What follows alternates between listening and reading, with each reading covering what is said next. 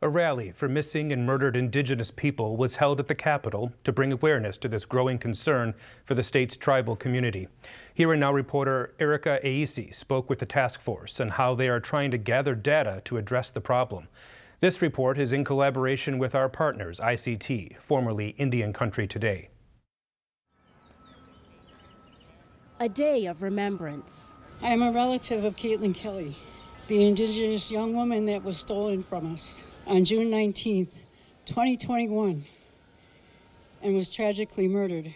For Wisconsin's missing and murdered Indigenous people. Today we honor our relatives that are still out there missing. Today we honor our relatives that have been murdered. Over 20 speakers gathered outside the Capitol. Today we stand together in solidarity, in unity, to bring justice, to bring awareness.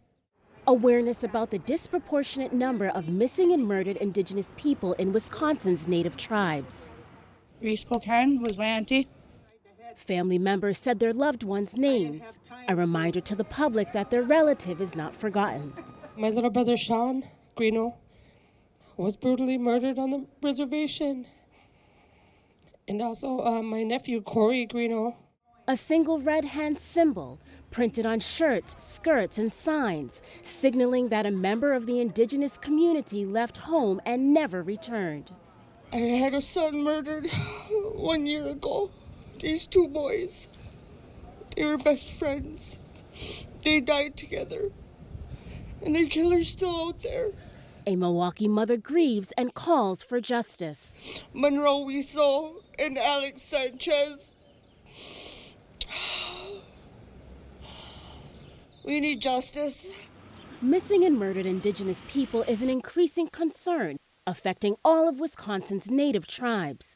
Many of these cases go unsolved, like the murder of Andy Lemke's cousin. Ray Elaine went missing when we were just 18 years old. She had a 6-week-old baby, Elise. Shannon Holsey, president of Stockbridge-Munsee Band of Mohican Indians, says addressing the issue of missing and murdered Indigenous people starts by dismantling erasure towards Native Americans and respecting tribal sovereignty. Accepting what sovereignty looks like, allowing tribal nations to exercise that sovereignty, and looking at cross-jurisdictional ways to share that data to make sure that we come together as collective people and understand that this is not an MMIR crisis, this is a humanitarian effort. In 2020, State Attorney General Josh Kaul formed the Missing and Murdered Indigenous Women Task Force to help address this effort. According to the Bureau of Indian Affairs, there's over 4,000 unsolved cases across America. But here in Wisconsin, that exact number is difficult to track. The task force says they're releasing a report by the end of this year, and the exact number of missing Indigenous people in Wisconsin is also missing. We lack resources, including just simple databases. Every other police officer in the state has access to an NCIC database where when a person goes missing, that will go throughout all the police forces, and we don't have access to that type of equipment that's very vital when our relatives go missing. So Justine Rufus, chair of the Wisconsin's Missing and Murdered Indigenous Women Task Force, says their upcoming report includes a request for $3.5 million. For liaison positions, and why we decided that we needed to do that is because as a task force, we never anticipated families coming directly to us and needing our assistance when their relatives went missing, or for them to come to us if they wanted to look at cold cases.